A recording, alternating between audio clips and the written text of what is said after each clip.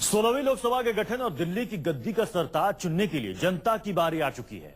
आज चुनाव आयोग देश में होने वाले आम चुनाव की तारीखों का ऐलान करने वाला है। बस चंद घंटों के बाद ये तस्वीर साफ हो जाएगी कि देश में कितने चरणों में कब और कहां वोट डाले जाएंगे। चुनाव आयोग ने इसके लिए सुबह 10:30 बजे का वक्त तय किया है। कौन सरकार गरीबों की भलाई के लिए अच्छा काम करती है? जनता बहुत दुखी है, बहुत दर्द है जनता को भ्रष्टाचार और महंगाई से। साथ रहते मन से रहते हैं, इस वोट के लिए कैसे माफी? अगर हम में घमंड है तो हमें दूसरों का दर्द कभी नहीं दिखाई दे सकता। बजने को है देश में आम चुनाव का बिगुल।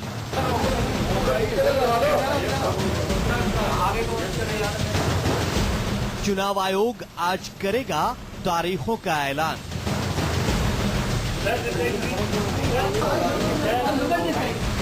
सियासी पार्टियों के लिए तैयार है जंग का मैदान। मोदी की बड़ी हवा है। करोड़ों मतदाताओं के लिए सुनने और चुनने की घड़ी। करोड़ों मतदाता तय करेंगे देश का नया सियासी निजाम।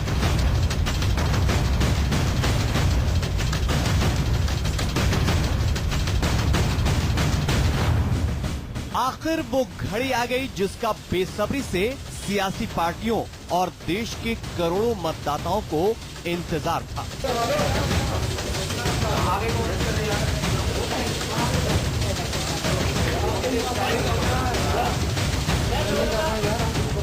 प्रधानमंत्री पद की जंग के लिए देश की 16वीं लोकसभा की नई तकदीर तय करने के लिए आम चुनावों की तारीखों का ऐलान आज चुनाव आयोग करने जा रहा है। चुनाव आयोग ने आज सुबह 10:30 बजे का मुहूर्त तय कर दिया है। विज्ञान भवन में आज सुबह लोकसभा चुनाव के पूरे कार्यक्रम की रूपरेखा पेश की जाएगी।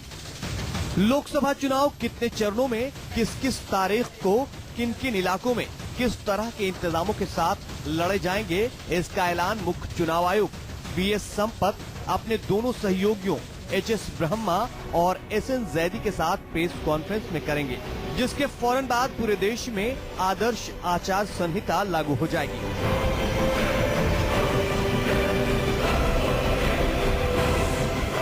चुनावी ऐलान के साथ असल चुनौती उन करोड़ों मतदाताओं के सामने भी होगी जिन्हें अगले 5 साल के लिए देश के सियासी भविष्य के साथ साथ अपनी तकदीर का फैसला भी करना है, क्योंकि एक एक मतदाताओं के वोट की कीमत अगले 5 साल के लिए उनके नुमाइंदों के चुनाव में अहम रोल अदा करेगी, क्योंकि मतदाताओं के वोट की ताकत देश की ताकत है।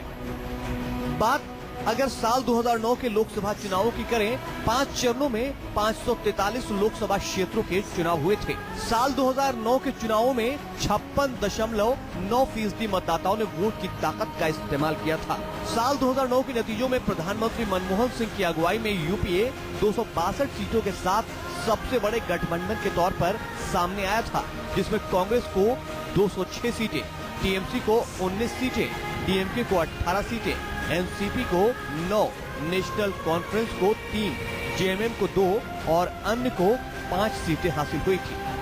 यूपीए को देश के कुल 15,34,82,356 मतदाताओं ने वोट किया। कुल वोटों का 37.22% वोट यूपीए के खाते में गया था, जबकि लालकृष्ण आडवाणी की अगुवाई में एनडीए को कुल 159 लोकसभा सीटें हासिल हुई, जिनमें बीजेपी को 116, जेडीयू को 20, शिवसेना को 11, शिरोमणि अकाली दल को 4, आरएलडी को 5 और एजेपी को 1 सीट हासिल हुई थी। एनडीए को देश के कुल 10,26,89,312 मतदाताओं का समर्थन हासिल हुआ।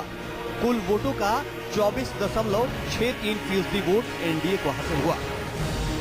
पर 2014 की सियासी जंग का खाका बहुत कुछ बदला होगा। बीजेपी ने जहां एनडीए के प्रधानमंत्री उम्मीदवार के तौर पर नरेंद्र मोदी को आगे कर दिया है, वहीं कांग्रेस ने यूपी के प्रधानमंत्री पद का चेहरा चुनाव बाद तय करने का ऐलान किया है।